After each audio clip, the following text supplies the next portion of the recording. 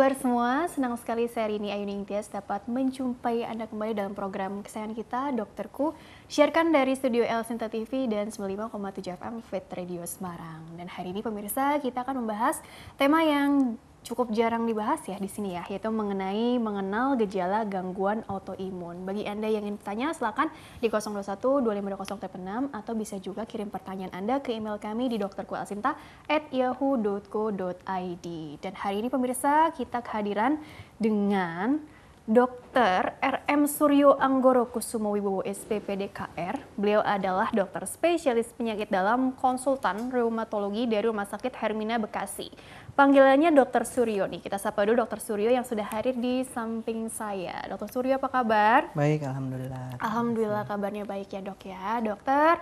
Nah kabar baik juga nih dok ya, dokter tampil di sini untuk bahas tema yang jarang dibahas nih gitu ya, yaitu tentang autoimun. Sebetulnya kan begini dok, kebetulan beberapa teman aku tuh yang perempuan gitu ya, itu kan aku dengar juga mengidap autoimun dan di usia yang cukup muda lah ya, artinya 20-an, 30-an awal, 20-an akhir gitu ya dok ya. Jadi sebenarnya begini dokter, makin kesini kok aku makin sering mendengar ya perempuan yang mengidap autoimun. Sebetulnya apakah benar autoimun ini sendiri didominasi oleh kaum perempuan? Sebetulnya autoimun ini sendiri apa gitu? Karena imun ini kan daya tahan tubuh gitu ya. Jadi penjelasan di awal dulu, autoimun dulu deh. Ini pengertiannya apa dokter? Oke ya, terima kasih Mbak. Jadi penyakit autoimun itu pada dasarnya adalah suatu penyakit di mana kekebalan tubuh kita tidak bisa membedakan mana sel tubuh sendiri, mana lawan, sehingga sel kekebalan tubuh tersebut menyerang tubuh sendiri yang kemudian akhirnya menimbulkan gejala gitu. Jadi memang penyakit autoimun tadi ya sebetulnya terjadi karena kegagalan mengenali mana lawan dan mana kawan. Nah sebenarnya penyakit autoimun itu secara umum kita bagi menjadi dua bagian besar. Penyakit autoimun yang organ spesifik yang hanya menyerang atau proses autoimunnya hanya terjadi pada organ tersebut. Ada juga yang penyakit autoimun sistemik. Nah penyakit autoimun organ spesifik seperti saya sampaikan tadi bisa dia hanya menyerang saraf saja, menyerang kelenjar tiroid saja misalnya. Tapi penyakit autoimun sistemik adalah penyakit autoimun yang proses autoimunnya terjadi menyeluruh di seluruh tubuh. Nah sebagai contoh kalau misalnya penyakit autoimun sistemik mungkin ini yang lebih banyak populer atau lebih banyak dikenal masyarakat. Penyakit lupus, rheumatoid arthritis, penyakit Sjogren misalnya, itu adalah contoh penyakit autoimun sistemik. Sementara ada juga penyakit autoimun yang bersifat organ spesifik. Contohnya adalah misalnya penyakit Graves, penyakit kelainan pada tiroid, ada penyakit autoimun pada saraf seperti sindroma Guillain-Barré, itu merupakan salah satu contoh penyakit autoimun yang bersifat organ spesifik. Nah tadi ditanyakan apakah memang pada perempuan lebih sering gitu ya. Pada dasarnya memang tadi ya penyakit autoimun itu merupakan satu kelompok penyakit. Di dalam kelompok penyakit autoimun tersebut ada lebih dari 80, bahkan mungkin sekarang lebih dari 100 penyakit autoimun yang masing-masing memiliki karakteristik tersendiri, termasuk karakteristik pasien mana yang lebih rentan. Memang sebagian besar penyakit autoimun sistemik terutama, itu lebih banyak menyerang perempuan. Sebagai contoh pasien lupus, itu perbandingan laki-laki dan perempuannya bisa 9:1 sampai 14:1. Akan tetapi ada penyakit autoimun juga yang lebih sering pada laki-laki. Sebagai contoh ada penyakit autoimun yang namanya ankylosing spondylitis, itu justru sering pada laki-laki usia muda. Jadi memang antara satu penyakit autoimun dengan penyakit autoimun yang lain itu memiliki karakteristik tersendiri, termasuk ada pasien-pasien tertentu yang memang laki-laki lebih banyak, ada penyakit autoimun tertentu yang anak-anak lebih banyak, ada yang orang tua lebih banyak. Akan tetapi memang yang paling populer di masyarakat penyakit autoimun seperti lupus itu merupakan penyakit yang lebih sering pada perempuan, terutama perempuan usia muda. Gitu. Oke, jadi autoimun tadi ada yang spesifik atau yang sistemik gitu ya dok ya. Terus juga dari kelompok itu tadi macam-macam ya, ada bahkan diduga tadi sampai ratusan gitu ya jenisnya ada itu lebih dari sendiri 100 penyakit autoimun. Lebih dari 100 penyakit autoimun itu sendiri dan juga masing-masing ada gini, masing-masing itu sama nggak gejalanya? Artinya gini, yang spesifik aja deh, karena kan kalau bicara autoimun tuh katanya apa sih ciri utamanya? Ada yang bilang, oh pokoknya nyeri deh, nyeri yang pokoknya kadang sangat mengganggu kualitas hidup, atau nggak kadang aja, tapi hampir selalu, maaf ya, tapi katanya seperti itu gitu. Jadi sebenarnya apakah memang kata kuncinya ini nyeri di persendian atau ada gejala spesifik lainnya juga yang cukup populer barangkali?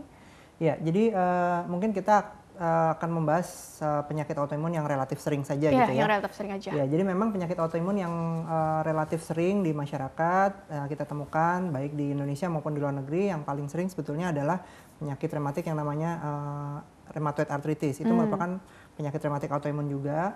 Kemudian penyakit autoimun lain yang juga cukup sering kita temui adalah penyakit lupus. Memang banyak penyakit rematik autoimun tadi memiliki gejala-gejala yang mirip. Memang salah satu gejala yang cukup sering atau paling sering ditemui adalah keluhan pada sendi. Nah, keluhan pada sendi pada penyakit autoimun ini umumnya justru lebih dirasakan sesudah dia beristirahat. Jadi kalau baru bangun tidur badan sakit semua, nanti setelah dipakai beraktivitas justru keluhannya akan membaik. Itu merupakan salah satu gejala penyakit autoimun yang sering seperti rheumatoid arthritis maupun lupus. Kemudian selain itu juga pada pasien dengan penyakit autoimun sering dijumpai ada demam atau rasa meriang begitu ya. Kemudian selain itu kita juga bisa mendapatkan penurunan berat badan. Nah, memang pada pasien dengan lupus misalnya selain tadi ya, selain nyeri sendi, selain penurunan berat badan, selain rasa meriang, bisa dijumpai gejala lain seperti rambut rontok. Akan tetapi pada penyakit autoimun yang lain belum tentu keluhan tersebut dijumpai, tapi memang keluhan nyeri terutama pada saat bangun tidur yang justru membaik dengan aktivitas, adanya rasa demam atau meriang terutama yang berkepanjangan gitu ya. Dan penurunan berat badan itu merupakan gejala-gejala yang relatif paling sering ditemui gitu. Jadi tadi ya lah ada lupus, rheumatoid arthritis ya, RRA deh ya, biar cepat gitu ya. Jadi intinya begitulah untuk segi gejala yang bisa diwaspadai. Karena begini dokter, kan dengar-dengar banyak juga yang kasusnya itu datang sudah terlambat gitu ya, udah terlambat atau telat penanganan atau telat terdiagnosa gitu, katanya seperti itu ya. Padahal kan mungkin nyerinya itu sendiri itu kan cukup spesifik ya. Apakah memang perjalanannya itu kan cukup panjang untuk sampai ke benar ini autoimun jenis ini gitu katakanlah. Jadi dari perjalanan penyakit itu sendiri apakah memang bisa dibilang seperti hilang timbul di awal atau bagaimana sehingga orang jadi akhirnya ya udah periksa dengan serangkaian pemeriksaan akhirnya maaf dinyatakan begitu gitu. Jadi bagaimana dinyatakan autoimun? Ya. Jadi memang begini, untuk penyakit autoimun ini relatif dalam mendiagnosis sedikit berbeda dengan penyakit-penyakit yang lain gitu ya. Sebagai contoh misalnya pasien dengan diabetes misalnya tidak ada keluhan nih, tapi kita periksa gula darah di atas 200, periksa lagi di atas 200 meskipun tidak ada keluhan, kita bisa bisa melabel dia sebagai diabetes. Demikian juga pasien yang tidak ada keluhan tapi kita periksa ternyata fungsi ginjalnya jelek ya, kita bisa bilang bahwa ini ada gangguan ginjal. Tapi pada penyakit autoimun itu untuk mendiagnosis itu memerlukan kombinasi antara keluhan, pemeriksaan fisik dan pemeriksaan penunjang, dalam hal ini laboratorium maupun pemeriksaan penunjang lain. Kombinasi dari itulah kemudian kita bisa mendiagnosis penyakit autoimun. Jadi penyakit autoimun tidak bisa, pada sebagian besar penyakit autoimun tidak bisa didiagnosis hanya dengan satu hasil pemeriksaan saja misalnya. Karena ada pemeriksaan-pemeriksaan pada penyakit autoimun yang pada sekian persen populasi normal dia juga positif. Sehingga memang tadi kita memerlukan kombinasi tadi keluhan, pemeriksaan fisik dan pemeriksaan penunjang. Dan satu hal lagi bahwa dari mulai proses seseorang sehat gitu ya sampai menderita penyakit autoimun atau autoimun disease itu memerlukan waktu yang panjang. Jadi memang perjalanannya tadinya memang seseorang yang sehat, sama sekali sehat tidak ada penyakit apapun, untuk menjadi proses penyakit autoimun itu memerlukan perjalanan yang salah satunya jadi pertama dia sehat gitu ya, tidak ada keluhan, labnya juga baik. Akan tapi pada perjalanan selanjutnya bisa saja ada yang kita sebut namanya proses autoimunitas. Jadi belum jadi penyakit tapi proses autoimunitas. Di situ sudah mulai tampak dari pemeriksaan laboratorium bahwa badan kita atau sistem imun seseorang itu mulai mengenali bahwa anggota tubuhnya itu sebagai benda asing. Itu dideteksi dari pemeriksaan autoantibody namanya. Tapi pada saat itu pasiennya belum tentu ada keluhan apa-apa. Nah, sebagian besar pasien berhenti, sebagian besar orang mungkin prosesnya berhenti di situ. Autoimunitas saja. Jadi kalau diperiksa labnya positif tapi tidak ada keluhan. Dan itu memang tidak ada yang bisa dilakukan pada kondisi seperti itu. Tapi pada sebagian kecil pasien proses itu akan berlanjut, mulai timbul sistem imun yang tadinya hanya mengenali bahwa ini sel asing padahal itu sel tubuh sendiri gitu ya. Tapi pada saat itu sistem imun belum rusak. Di kemudian hari mulai makin mengenali sistem imun mengenali sel yang salah gitu ya. kemudian dia mulai menyerang menyerang sel sendiri. Nah, pada saat itulah mulai timbul keluhan, mulai timbul gejala, dan pada saat itulah kita bisa bilang pada saat itu sudah masuk ke autoimmune disease, sudah timbul penyakit. Nah, memang tadi proses dari sehat, autoimunitas sampai autoimmune disease tadi itu memerlukan waktu yang panjang dan seringkali kita tidak bisa langsung mendiagnosis di satu titik perjalanan penyakit sehingga memang kita perlu mengikuti. Ada penelitian menunjukkan bahwa hanya sekitar 40% pasien yang ketika datang pertama gejalanya sudah lengkap sehingga kita bisa langsung diagnosis penyakit autoimun tertentu. Sebagian besar lebih dari 60% itu memerlukan observasi. Jadi memang tadi bahwa dinyatakan salah satu kesulitan dalam mendiagnosis penyakit autoimun adalah kita seringkali tidak mendapatkan seluruh keluhan itu dalam waktu yang bersamaan sehingga pada banyak kasus kita perlu melakukan observasi. Memang untuk supaya tidak terlambat, tentu ketika ada keluhan harus langsung kontrol dan kemudian ketika dalam perjalanan ternyata pada saat itu belum bisa didiagnosis, memerlukan follow up, maka follow up itu harus dilakukan gitu. Karena begitu misalnya pasiennya ada keluhan pada saat itu lab maupun pemeriksaan fisiknya tidak terlalu mendukung untuk satu penyakit autoimun, dokternya minta kontrol. Tapi kalau kemudian menghilang, nggak ketemu-ketemu lagi ya akan sulit untuk melakukan observasi gitu. Apa yang memicu kira-kira dok? Artinya gini kan tadi dari perjalanan dari yang awalnya sehat sampai ke tubuhnya ini jadi menganggap zat yang sebenarnya itu yang normal ya, cuma jadi dianggap asing dan dianggap musuh kan. Artinya memicu itu apa? Karena kan masing-masing orang kan bisa aja di usia berapa dapatnya gitu ya. Betul. Apakah mungkin lifestyle atau itu memang random aja gitu? Apa itu kan seperti misteri itu dok? Ya memang secara umum penyebab atau mekanisme kejadian penyakit autoimun itu belum 100% kita ketahui gitu ya. Akan tetapi sebagian besar bukti-bukti ilmiah menunjukkan bahwa penyebab penyakit autoimun itu secara umum ada faktor genetik dan faktor dari lingkungan, kombinasi dari kedua hal tersebut. Jadi faktor genetik saja pada sebagian besar kasus itu tidak semata-mata langsung menimbulkan penyakit autoimun, mesti ada pencetus dari lingkungan.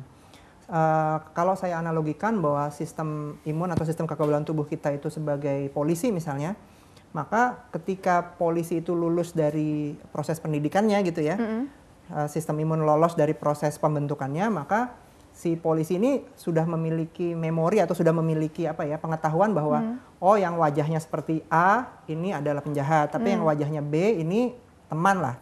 Nah, pada pasien-pasien yang secara genetik ada kelainan, maka si polisinya itu bisa dibilang dia taunya semua yang dilihat itu mukanya B gitu. Sehingga mau mukanya seperti apa dianggap penjahat. Ada yang seperti itu. Jadi dianya terlalu aktif, polisinya terlalu aktif. Ada juga pasien yang dia merupakan orang normal gitu ya.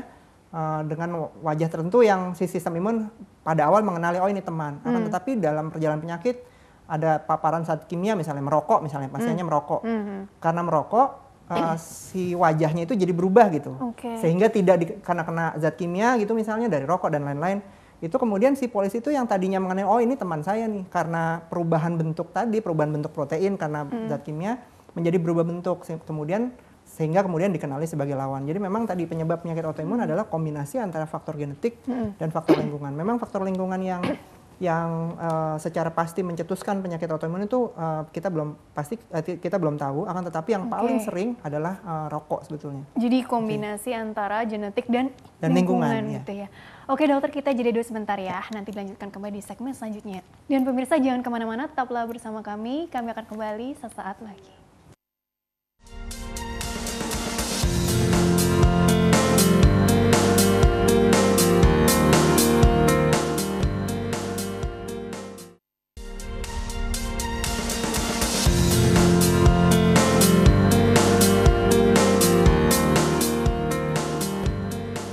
Ya pemirsa, terima kasih Anda masih bersama kami di program Dokterku, masih membahas mengenal gejala gangguan autoimun bersama dengan Dr. RM Suryo Anggoro Kusumo Wibowo SPPDKR. Beliau adalah dokter spesialis penyakit dalam, konsultan rheumatologi dari Rumah Sakit Hermina Bekasi. Dan dokter dilanjutkan kembali ya. Jadi begini dokter, supaya kita jadi jauh lebih aware gitu ya, artinya entah itu pasien itu sendiri atau orang-orang terdekatnya gitu ya, supaya nggak ada istilah terlambat penanganan, terlambat terdiagnosa, walaupun memang tadi perjalanan penyakitnya kan cukup memakan waktu, betul. terus gejala juga bisa aja di awal kurang spesifik, sehingga orang nggak terlalu mengambil itu sebagai sesuatu yang perlu diwaspadai gitu ya. Tapi pada prinsipnya mengenai autoimun itu kan tadi banyak jenisnya. Jadi gejala-gejala yang mungkin dari awal nih yang perlu kita garis bawahi di sini tuh apa yang perlu kita curiga? Ya, jadi memang betul tadi sudah disampaikan bahwa di awal-awal mulai timbul penyakit autoimun umumnya gejalanya non spesifik, baru kemudian gejalanya bertambah satu demi satu sampai akhirnya bisa didiagnosis ini penyakit autoimun A, ini B gitu ya. Nah, memang di awal-awal perjalanan penyakit autoimun sudah mulai timbul penyakit ini ya, itu salah satu gejala yang paling sering tadi ya nyeri sendi, terutama nyeri sendinya biasanya pada saat justru setelah beristirahat. Berbeda dengan nyeri sendi karena aktivitas fisik misalnya, kalau misalnya kita olahraga atau kegiatan fisiknya terlalu banyak, itu justru setelah dipakai akan sakit, istirahat membaik. Tapi kepada pasien-pasien dengan penyakit autoimun, dalam hal ini termasuk yang sering lupus misalnya, itu adalah nyeri sendinya terutama pada saat bangun tidur dan kemudian membaik dengan aktivitas. Kemudian kalau misalnya ada demam yang berkepanjangan gitu ya, lebih dari 2 minggu, itu memang harus diwaspadai. Kemudian kalau berat badannya turun drastis, itu juga salah satu hal yang kita harus waspadai. Beberapa penyakit autoimun seperti lupus memiliki gejala tersendiri seperti rambut rontok misalnya. Pada pasien dengan RA, selain dari keluhan sakit-sakit pada saat pagi hari, kadangkala bisa timbul bengkak. Memang di awal bengkak sendinya itu belum tentu langsung jelas gitu ya, tapi salah satu hal yang sering dikeluhkan pasien misalnya tadinya pakai cincin jadi sempit misalnya, itu merupakan salah satu warning bahwa rasanya ada timbul peradangan, dan itu adalah pada kondisi seperti itu memang sebaiknya berkonsultasi dengan dokter. Peradangan tadi itu istilahnya dokter ya. Ya, kalau misalnya ada peradangan pada sendi, maka sendi akan menjadi bengkak gitu. Seringkali memang kalau sendi kecil yang bengkak seperti tangan, orang tidak menyadari ya ini bengkak atau tidak, tapi pada pasien-pasien yang misalnya menggunakan cincin misalnya, itu kalau misalnya dia jadi sempit, tadinya longgar biasa mudah dilepas, kemudian menjadi sempit, nah itu menjadi salah satu tanda bahwa ada timbul peradangan pada jari-jarinya gitu. Dan ini kan juga kabarnya kan bisa dialami oleh usia berapa aja ya. Sebenarnya gini dok, di Indonesia deh gitu ya, mungkin pasien termuda berapa sih? Aku nggak tahu soalnya kan, dengan jenis tertentu gitu ya. Terus artinya gini, ini bisa dialami oleh usia muda sekalipun, atau bisa aja yang alhamdulillah nih sepanjang hidupnya kualitas hidupnya baik gitu, nggak ada masalah apa-apa, nggak taunya di usia yang bisa dibilang nih nggak kepikiran gitu malah dapet gitu ya. Jadi bagaimana tuh dok? Ya, mengenai distribusi usia pada pasien penyakit autoimun itu bisa diderita anak-anak, dewasa muda, dan kemudian orang usia lanjut, tergantung jenisnya.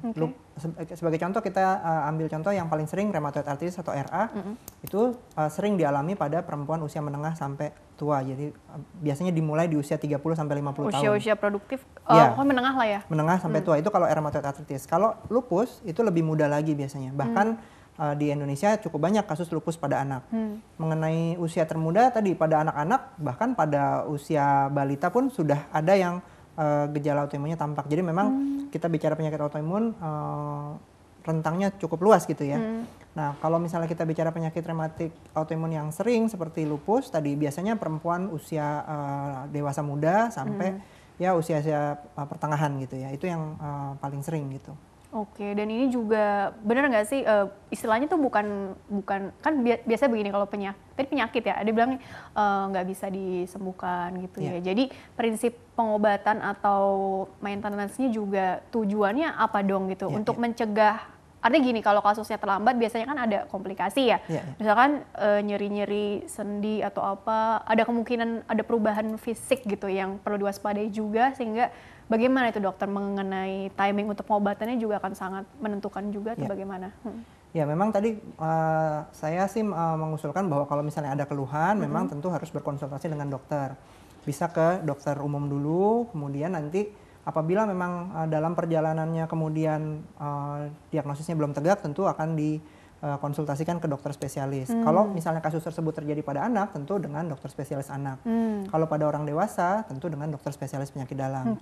Nah, kemudian ketika berkonsultasi dengan dokter, tentu dokter juga akan melakukan pemeriksaan fisik dan melakukan pemeriksaan penunjang. Tapi mungkin satu hal yang saya perlu ingatkan kembali bahwa seringkali kita pada pertemuan pertama belum bisa kita langsung tegakkan, oh ini autoimun gitu. Kalau misalnya itu autoimun mana itu juga belum bisa kita tegakkan. Jadi kalau misalnya dalam konsultasi kemudian diperlukan evaluasi atau follow up, maka itu tentu harus dilakukan gitu supaya kita tidak ketinggalan gitu. Pada beberapa kasus saya menemui pada saat awal pasien berobat ke salah satu dokter misalnya, pada saat itu mungkin gejalanya belum jelas, dokternya masih memerlukan waktu untuk menentukan ini ke arah mana, tapi dalam perjalanannya ketika diminta untuk kembali, pasiennya tidak kembali, dan akhirnya gejalanya bertambah satu demi satu sampai berat, baru kembali gitu. Nah, tentu itu kita tidak inginkan gitu. Jadi kita ingin memang, oke, ketika waktunya kontrol misalnya perlu evaluasi ulang, yaitu memang mesti mesti dilakukan kembali supaya kita bisa menangkap di awal-awal. Nah, mengenai pengobatan dari penyakit autoimun sendiri, bahwa kita tahu bahwa tadi penyebab penyakit ini adalah sesuatu yang adanya di badan kita sendiri, sistem imun kita sendiri. Sehingga tentu kita tidak bisa menghilangkan 100% hal tersebut. Makanya target dari pengobatan penyakit autoimun bukan sembuh gitu ya, akan tapi suatu kondisi yang kita bilang remisi gitu ya. Jadi remisi itu kalau bahasa saya menjelaskan kepada pasien, remisi itu penyakitnya tidur.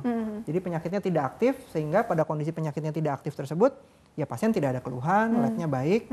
Akan tetapi apakah kemudian penyakitnya itu hilang 100%? Tidak. Dia sewaktu-waktu bisa kambuh. Saya sering menganalogikan kasus autoimun ini sebagaimana pasien diabetes misalnya. Pasien diabetes itu kalau misalnya makannya diatur, obatnya teratur, itu gulanya normal. Dalam kondisi gula normal, orang tidak bisa membedakan ini diabetes atau orang sehat gitu, karena semuanya normal. Penyakit autoimun pun demikian. Dalam kondisi penyakitnya aktif, ya gejala, kemudian pada pemeriksaan fisik kita bisa lihat, labnya juga banyak yang abnormal. Akan tapi pada kondisi remisi, penyakitnya tidur, tidak ada keluhan, labnya baik. Dan itu yang ingin kita capai dengan pengobatan. Sehingga memang untuk mencapai proses remisi itu sebagian besar pasien memerlukan pengobatan. Dan tadi karena memang ini timbulnya dari badan kita sendiri, sehingga pada sebagian besar kasus diperlukan pengobatan jangka panjang. Jadi gitu remisi ini sendiri bisa selama sekali atau bahkan mungkin, nah kita nggak tahu ya, ini tergantung dari apa juga sih dok, karena kan bisa aja kan masing-masing pasien tadi usianya juga berapa, terus pola hidup kita kan macam-macam, tadi faktor lingkungan kan bisa beda-beda tergantung profesi atau konsumsi apa. Barangkali juga penyakit komorbid gitu akan mempengaruhi juga nggak status medisnya lah, apalagi follow up-nya kan cukup panjang tadi ya. Ya, mengenai remisi, ya pada dasarnya sebagian besar pasien seperti saya sampaikan tadi memerlukan obat untuk mencapai remisi tersebut. Gitu. Nah, bagaimana cara satu pasien bisa remisi, pasien yang lain tidak, itu memang banyak hal yang berpengaruh. Salah satunya adalah faktor genetik tadi ya. Ada faktor genetik tertentu yang membuat kemungkinan atau penyakitnya menjadi lebih sulit dikendalikan. Kemudian tadi di sisi lain juga kalau ada komorbid tentu berpengaruh. Ketika kita memberi obat, kalau obat tersebut ada pengaruhnya dengan penyakit yang lain, tentu kita tidak bisa maksimal memberikan obat tersebut, itu juga bisa mempengaruhi. Kemudian yang juga penting juga gaya hidup itu juga mempengaruhi. Sebagai contoh, pasien dengan RA yang merokok itu risiko remisinya menjadi lebih rendah dibandingkan pasien RA yang tidak merokok. Sehingga tadi ya gaya hidup itu mempengaruhi juga. Misalnya pasien lupus misalnya yang sudah kondisi remisi, terus dia terpajan sinar matahari langsung, penyakit yang tadinya remisi, tidur, bisa menjadi aktif kembali. Jadi banyak hal yang berpengaruh bagaimana seorang pasien bisa remisi atau tidak. Genetik berpengaruh, lingkungan gaya hidupnya dia berpengaruh, faktor komorbid juga berpengaruh. Jadi kurang lebih seperti itu ya. Jadi memang banyak faktor yang mempengaruhi bagaimana seorang pasien bisa remisi dan pasien jadi yang trigger tidak. Juga subjektif juga, artinya per individu begitu ya dok? Individual, betul. Nah dok, artinya gini, tadi kan dokter juga sempat memberi contoh gitu ya, misalnya pasiennya udah dinyatakan begini, terus nggak balik lagi gitu ya. Jadi kan kita nggak tahu kalau nanti ternyata gejalanya bertambah, terus dia nggak periksa-periksa juga ya. Tapi kalau misalnya kita kaitkan di tengah pandemi nih gitu kan, mau ke dokter kan jadi sempat tertunda juga gitu ya dok ya. Jadi tantangannya sendiri juga bagaimana sih, dan mungkin juga buat teman-teman yang memang ada autoimun terus kebetulan harus kontrol rutin ke dokter dan masih merasa takut-takut di tengah pandemi ini, juga bagaimana saran-sarannya juga mungkin ya dok ya. Jadi memang kita tahu bahwa di masa pandemi seperti ini kampanye yang dilakukan di berbagai negara adalah kalau tidak perlu tidak usah keluar rumah gitu. Dan saya kira itu tetap berlaku juga untuk pasien-pasien dengan penyakit autoimun. Akan tetapi memang ada suatu kondisi yang membuat pasien autoimun ini memang mau tidak mau harus datang ke rumah sakit. Sebagai contoh tadi pasien yang belum terdiagnosis misalnya, atau baru kita belum bisa memutuskan ke arah mana, kalau memang sudah waktunya untuk kontrol, ya saya kira memang mau tidak mau harus ke rumah sakit. Apalagi kalau pasien baru, kalau misalnya pada pasien-pasien yang lama mungkin telemedicine atau konsultasi jarak jauh itu bisa dilakukan. Tapi kalau misalnya ini suatu kasus yang baru, saya kira memang harus ketemu langsung. Tentu dengan menerapkan protokol kesehatan yang ketat gitu. Bagaimana dengan pasien autoimun yang sudah rutin berobat? Ya secara umum kalau pasien rutin berobat apalagi sudah remisi, biasanya dokternya bisa melonggarkan sedikit untuk kontrolnya menjadi lebih jarang gitu. Kalau pasien yang sudah remisi ya mungkin kontrolnya sesuai dengan anjuran dokter, bisa 3 bulan sekali, bisa 6 bulan sekali. Akan tapi pasien yang sudah menderita penyakit autoimun tapi penyakitnya masih aktif dan memerlukan evaluasi, memang harus kontrol meskipun tadi dengan menerapkan protokol kesehatan yang ketat. Pada beberapa institusi kesehatan, telekonsultasi bisa dilakukan, itu pada sebagian pasien bisa membantu untuk follow up, akan tetapi memang kalau kasus-kasus yang memerlukan observasi langsung ya dengan menerapkan protokol kesehatan tetap harus datang ke rumah sakit. Gitu. Mungkin telemedicine ini di awal aja kali untuk melihat kira-kira perlu nggak nih tatap muka langsung dengan dokternya atau mungkin bisa di rumah aja gitu ya dok ya untuk sementara ini gitu ya. Ya sebenarnya kalau untuk telemedicine itu justru lebih penting untuk pasien yang sudah rutin gitu ya. Kalau baru pertama tentu akan sulit sekali karena harus dilakukan pemeriksaan langsung. Perencanaan gitu. Juga ke depannya gimana treatmentnya gitu ya. Tapi obatnya di sini berarti perlu istilahnya nih dikonsumsi setiap hari atau tergantung juga dari tingkat kekambuhannya. Kan kita nggak tahu nih dok yang nggak bersentuhan langsung gitu. Jadi kan mungkin kalau yang keluarga pasien itu kan yang setiap hari kan mengamati ya. Tapi kalau untuk orang awam supaya jadi jauh lebih paham itu untuk treatmentnya sendiri, obatnya sendiri fungsinya untuk mengurangi gejala aja atau bagaimana nih? Jadi pengobatan pada penyakit autoimun tuh secara umum tadi obat-obat untuk autoimun targetnya adalah untuk mencapai remisi. Nah, ketika sudah remisi maka obat-obat tersebut umumnya dipertahankan dan seringkali memang diminum jangka panjang. Nah, tapi selain obat untuk menekan penyakitnya, kita juga memberikan obat buat keluhan. Jadi secara umum memang obatnya ada yang untuk keluhan, ada yang untuk mengendalikan penyakitnya. Kalau obat yang untuk untuk mengatasi keluhan ya tentu begitu keluhannya hilang dia bisa di stop. Tapi obat-obat untuk mengendalikan penyakitnya itu tentu perlu dikonsumsi jangka panjang. Saya pada pasien dengan RA misalnya ya, pada pasien RA itu penyakit autoimun yang umumnya menyerang sendi-sendi, sendinya menjadi nyeri, bengkak. Saya sering menjelaskan kepada pasien menganalogikan bahwa pada pasien RA yang sendinya bengkak, sendi yang bengkak itu saya analogikan sebagai suatu rumah yang kebakaran gitu ya. Nah, obat-obat untuk keluhan, obat-obat anti nyeri misalnya itu hanya pemadam kebakaran saja, hanya mematikan apinya saja kurang lebih seperti itu. Akan tetapi sel-sel yang membakari rumah itu perlu ditangkap tentu saja supaya tidak membakari rumah yang lain kurang lebih seperti itu. Nah, obat-obat untuk mengendalikan penyakit autoimun itu adalah perannya tadi menangkap sel-sel imun yang terlalu aktif yang membakari sebagai contoh rumah-rumah tersebut ya, sehingga yang satu hanya untuk mematikan api, yang satu untuk mencegah supaya tidak timbul kebakaran lagi, kurang lebih seperti itu. Seperti controller. Ya, gitu untuk mengendalikan penyakitnya. Nah, untuk yang tadi ya untuk mengendalikan penyakitnya itu umumnya diberikan jangka panjang. Tapi kalau untuk keluhan, begitu penyakitnya sudah reda, obatnya umumnya kita stop. Ada yang bisa langsung kita stop, ada yang kita memang perlu turunkan bertahap. Oh, gitu ya. Perlu turunkan dosisnya bertahap gitu ya. Oke, dokter kita masuk ke pertanyaan dari email dulu ya. Karena pertanyaannya cukup panjang. Jadi bagi pemirsa yang ingin bertanya via email, silakan kirim saja pertanyaan ke email kami di dokterkuasinta@yahoo.co.id. Format lengkapnya di bawah ini pemirsa. Nama, usia pasien, serta pertanyaannya ya. Dan jangan lupa juga asal kotanya, kalau bisa dicantumkan juga. Baik, ini pertanyaan pertama ini dari Lia. Oh, usianya nggak dijelaskan ya. Lia ini bertanya seperti ini, dokter saya sudah pernah tes ANA ya, dan positif rematik autoimun. Cuma gini dok, kalau kecapean, saya sering kambuh, sakitnya terutama di semua sendi sampai jari jemari dan mengalami bengkak di tulang sendi ya, sampai sulit tidur juga. Kalau bangun pagi semua badan terasa kaku. Nah, setelah 1 jam baru mulai bisa digerakkan. Sebetulnya saya sudah sering konsul ke banyak dokter, tapi saya ingin tahu aja nih kalau pendapat dari dokter sendiri seperti apa untuk semakin meningkatkan kualitas hidup saya, karena setiap aktivitasnya agak berat sedikit aja bisa berpotensi kambuh gitu ya. Sementara pribadi ingin tetap produktif. Oke, terima kasih. Ya, memang ingin tetap produktif ya, walau dengan autoimun gitu ya. Jadi bagaimana tips-tipsnya ya untuk menjaga kestabilan, terutama tadi lelah sedikit, capek sedikit, padahal ingin masih muda Ya, kan, ya. usia masih ingin produktif segala macam. Jadi bagaimana itu dokter? Ya, terima kasih atas pertanyaannya. Lia Jadi, ya. Ya, Ibu Lia. Jadi memang gejala yang tadi disampaikan memang saya kira cukup sesuai dengan tadi apa yang sudah saya sampaikan bahwa memang ada keluhan terutama pada saat bangun pagi. Nah, tadi ya bahwa target dari pengobatan penyakit autoimun adalah remisi. Ketika remisi maka umumnya keluhan akan membaik gitu ya.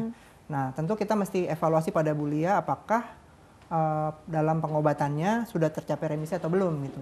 Karena kalau belum tentu obatnya perlu diatur supaya kita bisa mencapai remisi secepatnya. Jadi prinsip pada banyak penyakit autoimun pengobatan istilah kita tuh treat to target. Kita memiliki target remisi. Kita menilai remisi dengan beberapa instrumen gitu ya. Kalau belum mencapai remisi misalnya masih ada keluhan, labnya belum baik, tentu dosis obatnya perlu kita atur sehingga pada penyesuaian dosis tersebut tentu pasien mesti kontrol.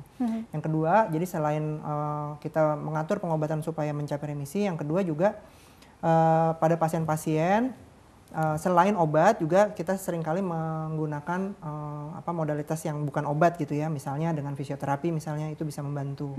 Kemudian tadi penyesuaian gaya hidup. Tadi bahwa pasien mengeluh sakit tapi ingin tetap produktif, pada dasarnya aktivitas fisik tetap harus dilakukan, akan tetapi tentu mesti dibatasi dengan keluhan. Jadi seperti tadi kalau misalnya bangun tidur sakit semua, dipakai beraktivitas membaik, justru memang pada pasien seperti itu kalau tidak beraktivitas akan sakit, sehingga aktivitas tetap perlu dilakukan. Tentu yang lain juga adalah gaya hidup yang baik. Gaya hidup yang baik dalam hal ini adalah pasien autoimun itu perlu istirahat yang cukup gitu ya.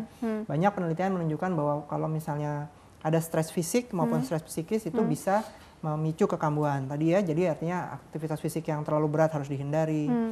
Pola makan, pola diet misalnya menghindari merokok, kemudian sebisa mungkin mengkonsumsi makanan-makanan yang sehat. Kemudian yang lain juga adalah sikap positif, itu juga salah satu hal yang penting gitu ya. Jadi memang pada banyak kasus kita melihat bahwa di awal ketika gejalanya non spesifik, pasien kontrol dokternya pada saat itu mungkin belum bisa kita menegakkan diagnosis penyakit autoimun karena datanya masih sedikit gitu. Akan tetapi pasien kemudian menjadi cemas sehingga kemudian gejalanya kemudian seolah-olah menjadi bertambah gitu ya. Memang tadi ya sikap positif baik pada saat awal terdiagnosis atau ketika sedang masih observasi maupun sudah terdiagnosis itu sangat penting. Karena tadi proses psikis masalah pada stres psikis itu juga bisa memicu sistem imun untuk menjadi lebih aktif gitu. Jadi tadi untuk supaya bisa tetap produktif ya kontrol teratur supaya obatnya bisa diatur untuk mencapai remisi sesuai dengan apa yang kita targetkan, gaya hidup yang baik, tidur cukup, makan gaya hidup sehat, kemudian sikap yang positif dalam hal ini terus optimis supaya tadi sistem imun kita juga akhirnya bisa kita kendalikan gitu ya. Jadi begitu ya. Tapi untuk pembatasan aktivitas ini sendiri bagaimana? Karena kan ada yang memang kebetulan tadi ya memang mungkin memegang peran penting gitu kan di masyarakat atau di kantornya gitu ya. Jadi bagaimana tips juga mengelola mungkin dari segi waktunya, kapan istirahat, kapan mesti bekerja, itu juga sangat penting juga gitu ya dok ya. Ya secara umum kalau untuk pengaturan waktu memang aktivitas fisik tetap harus dilakukan, akan tetapi kalau misalnya timbul nyeri, maka istirahat. Tapi begitu timbul nyeri, istirahat, kemudian tidak mau beraktivitas lagi, itu justru akan memperburuk keluhannya gitu. Sehingga memang tetap harus beraktivitas, tentu aktivitasnya pada pasien-pasien tertentu, kalau tidak biasa berolahraga tentu mesti bertahap dulu. Tapi diusahakan tetap bergerak, terus bergerak, dengan kalau dengan alarm ya kalau sakit ya. Istirahat, nanti begitu keluhannya membaik dicoba untuk aktivitas kembali.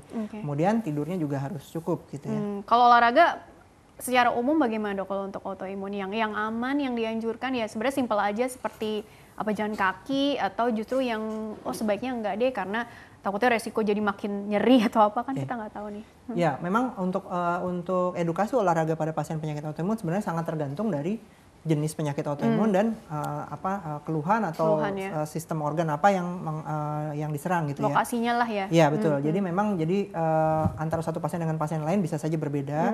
Akan tetapi mungkin poin yang harus diingat adalah diusahakan sebisa mungkin untuk tetap aktif bagaimanapun caranya.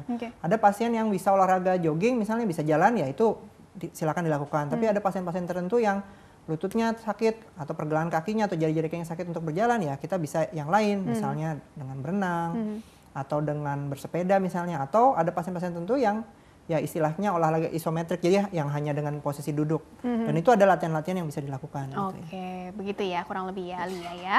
Baik, pertanyaan selanjutnya ya, ini dari Ayu, 29 tahun Jakarta. Dok mau tanya ya, kebetulan teman saya perempuan usia 29 tahun, sudah 2-3 tahun belakangan ini sering merasa nggak fit dengan berbagai keluhan. Setelah tahun belakangan ini, baru ketahuan nih dok, kalau dia itu terkena autoimun. Nah, dulu dia masih bisa konsumsi dairy food, tapi sekarang misalnya minum susu sapi gitu langsung memicu kekambuhannya. Jadi hanya jenis susu tertentu saja yang bisa diterima dia. Yang ingin saya tanyakan, mengapa reaksinya bisa demikian atau baru muncul saat belakangan ini? Apakah karena pertambahan usia? Sebelumnya dulu konsumsi dairy food konsumsi dairy food tersebut tidak ada keluhan. Jadi mohon penjelasan dokter. Ya, ini mengenai pengaruh makanan pada penyakit autoimun. Memang secara umum tidak ada patokan khusus gitu ya, diet yang harus atau tidak boleh pada pasien dengan penyakit autoimun. Jadi ada penyakit autoimun tertentu yang memang secara spesifik harus memantang diet tertentu. Tapi tidak semua penyakit autoimun seperti itu. Jadi kita juga harus artinya kita mesti lihat dari dari bukti ilmiahnya gitu ya, bahwa tidak semua diet itu sama pada pasien penyakit autoimun. Ada penyakit autoimun yang memang strict tidak boleh makan makanan tertentu, tapi pada penyakit autoimun lain ya bebas-bebas saja gitu ya. Mengenai pertanyaan bagaimana tadi ya awalnya bisa minum susu segala jenis kemudian normal menjadi aja gitu ya. Kemudian menjadi bertambah. Ya memang seperti saya sampaikan tadi, tentu kita mesti tahu dulu jenis penyakit autoimunnya apa ya. Tapi memang tadi ya seiring dengan perjalanan penyakit, sistem imun kita tuh bisa tadinya yang dikenali sebagai musuh hanya satu sel saja gitu ya. Tapi dalam perjalanannya apabila penyakitnya tidak dikendalikan, maka si sel imun itu, si sel kekebalan tubuh kita menjadi sangat aktif sehingga yang dikenali sebagai lawan menjadi semakin banyak gitu. Polisinya nganggap itu semua buronan gitu ya? Iya, tadinya yang dianggap buronan hanya yang mukanya seperti ini gitu. Tapi lama-kelamaan polisinya menjadi semakin sensitif gitu ya. Semua yang dia lihat jadi penjahat semua. Terlalu terlalu aktif gitu.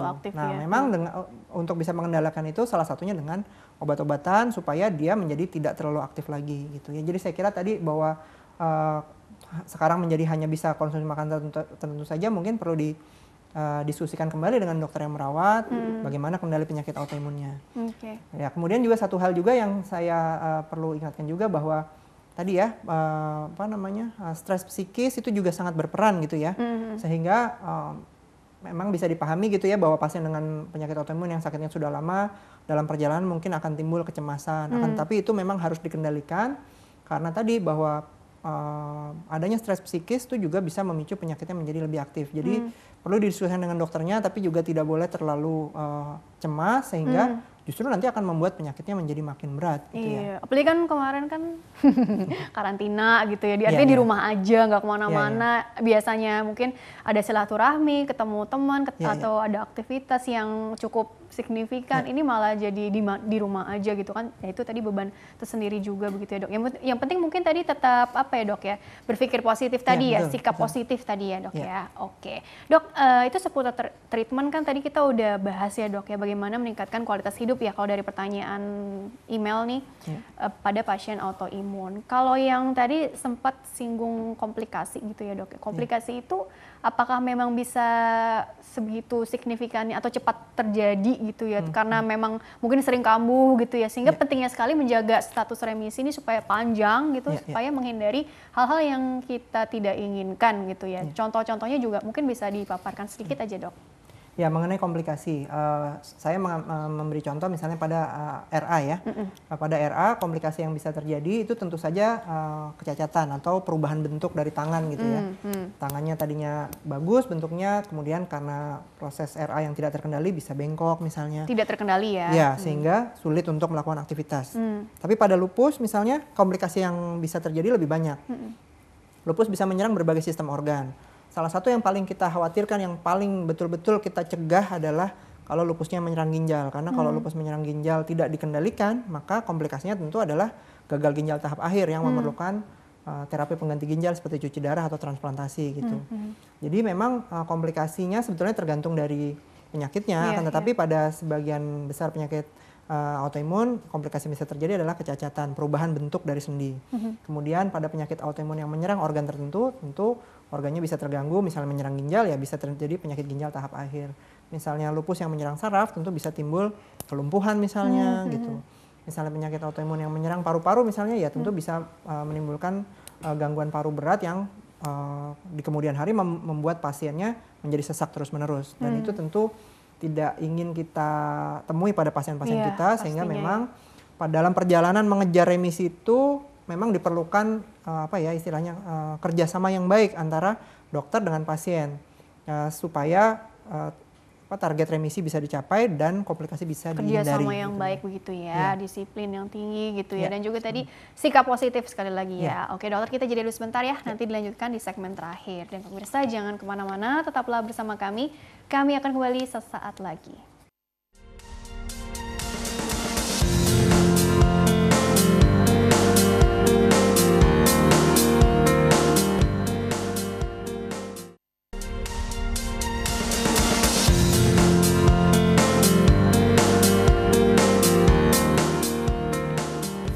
Ya pemirsa, terima kasih Anda masih bersama kami di program Dokterku, masih bersama dengan Dr. RM Suryoanggoro Kusumawibowo SPPD KR, dokter spesialis penyakit dalam, konsultan reumatologi dari Rumah Sakit Hermina Bekasi, masih membahas mengenal gejala gangguan autoimun ya. Dan dokter dilanjutkan kembali, jadi begini sebelum ke take home message-nya, yang ingin aku tanyakan adalah begini dokter, kalau kita bicara tentang pentingnya dikenal sejak awal nih gejala ini dan dipastikan bahwa ini memang autoimun atau bukan gitu ya. Jadi sebenarnya caranya itu bagaimana? Tentunya kan kesadaran dari pasien ataupun orang-orang terdekatnya yang bantu mengenali lah ya. Tapi pada prinsipnya mungkin pemeriksaan yang dianjurkan juga seperti apa? Karena kan ada tadi pertanyaan dari email bertanya seputar, menyatakan sudah pernah tes ANA gitu. Apakah itu yang jadi gold standarnya atau bagaimana dokter? Ya, terima kasih. Jadi mengenai diagnosis penyakit autoimun, tadi saya sampaikan bahwa memang dia merupakan kombinasi dari keluhan, hasil pemeriksaan fisik, dan hasil pemeriksaan laboratorium. Salah satu pemeriksaan laboratorium yang memang bisa kita kerjakan itu adalah tes ANA. Tadi saya sampaikan bahwa salah satu ya, karena tes ANA tidak dilakukan juga pada seluruh pasien autoimun. Jadi ada mungkin penyakit-penyakit autoimun tertentu yang pemeriksaannya bukan itu, akan tetapi sebagian besar penyakit autoimun salah satu hal yang kita cek adalah tes ANA. ANA itu apa dok? Anti-nuklir antibody. Anti-nuklir antibody. Ya, jadi antibody terhadap sel tubuh kita sendiri, terhadap inti sel tubuh kita sendiri. Nah, ANA itu mungkin satu hal yang juga perlu kita ingat bahwa ANA itu tidak mutlak kalau dia positif maka dia penyakit autoimun. Jadi ada penelitian di Amerika yang meneliti pada tentara Amerika gitu ya, hasil lab medical check up tentara Amerika ini, tentu kita tahu tentara Amerika kan pasti sangat bugar gitu. 20% dari hasil lab tersebut menunjukkan ANA-nya positif. Artinya pada populasi orang yang sangat sehat sekalipun itu 20% bisa terdeteksi ANA-nya positif. Sehingga ANA positif tadi bukan pasti dia penyakit autoimun. Pasien orang normal pun juga bisa ANA-nya positif. Dan ada beberapa penyakit yang bukan penyakit autoimun yang bisa membuat ANA-nya menjadi positif. Jadi tadi pentingnya kita mengkombinasi antara keluhan, pemeriksaan fisik dan pemeriksaan laboratorium gitu ya. Jadi memang untuk pemeriksaan laboratorium selain ANA kita juga bisa memeriksakan pemeriksaan lab yang lain gitu ya. Oke, karena tadi bisa aja dikelabui gitu ya dok, positif bla bla bla gitu ya dok ya. Jadi begitulah. Jadi harus dipastikan dulu dengan wawancara juga, dengan pemeriksaan penunjang lainnya begitu ya dok ya. Oke dok, karena ini kan nggak bisa dicegah ya dok ya. Jadi makanya pentingnya tadi mengetahui atau istilahnya apa sih dok, screening, mungkin deteksi dini ya dok ya, deteksi dini ya dok ya. Oke. Kalau sudah deteksi dini, kemudian sudah dinyatakan memang benar autoimun dan jenisnya apa, terus tadi targetnya remisi, terus kemudian biasanya bekal yang diberikan itu apa sih? Informasinya pasti lebih ke peningkatan kualitas hidup, kenali faktor resiko masing-masing gitu ya. Atau mungkin ada tambahan lagi nggak sih dok yang bisa dokter sampaikan? Kan mengingat ini juga kan barangkali di tengah pandemi ini ada yang maaf baru aja mengalami keluhan-keluhan seperti itu atau sebenarnya udah lama cuma belum memeriksakan, belum memastikan gitu ya dok ya, supaya nggak ada istilahnya terlambat penanganan lah karena pandemi dan kita nggak tahu juga kan sampai kapan COVID ini ada gitu ya, siapa tahu masih panjang gitu ya. Jadi kurang lebih seperti apa sarannya juga dok? Ya, saran untuk pasien-pasien yang sedang dalam proses diagnostik atau maupun yang sudah terdiagnosis, yang pertama tentu perlu kerjasama dan komunikasi yang baik antara pasien dengan dokternya. Semua keluhan, semua kekhawatiran atau semua pertanyaan bisa didiskusikan dengan dokter yang merawat, bagaimana cara menyikapinya atau apa yang mau dikerjakan untuk keluhan-keluhan tersebut. Jadi memang sangat penting untuk kerjasama antara pasien dengan dokternya. Kemudian yang kedua juga yang kita harus ingatkan kepada pasien bahwa tentu ada beberapa hal yang selain obat yang kita ingin supaya pasiennya itu bisa melakukan gitu ya, dalam hal ini gaya hidup yang baik dan sikap positif itu sangat penting untuk menunjang kerjasama tersebut dan juga sangat penting untuk mengendalikan penyakitnya. Kemudian untuk mencegah supaya tidak ada keterlambatan, tentu memang ketika ada keluhan memang harus dikonsultasikan baik dengan dokter umum dulu maupun apabila sudah berobat ke dokter spesialis dengan dokter spesialisnya. Dan kemudian dalam perjalanannya apabila memang memerlukan evaluasi, maka tentu itu mesti kita lakukan dan juga ketika pasien sudah mendapat obat, maka compliance atau kepatuhannya dalam berobat tentu juga harus baik gitu. Disiplin gitu ya dok ya. Terus juga mungkin untuk saling menguatkan, nantinya kan sekarang kan makin banyak nih di sosmed atau komunitas gitu. Betul. Jadi mungkin sesama penyandang autoimun kan bisa bergabung, saling sharing informasi. Jadi kan siapa tahu ada tips-tips yang mungkin yang kita nggak tahu di situ, jadi makin terbuka gitu wawasannya. Ada aja ide-idenya untuk mengurangi keluhan lah atau meningkatkan kualitas hidupnya begitu ya dok ya.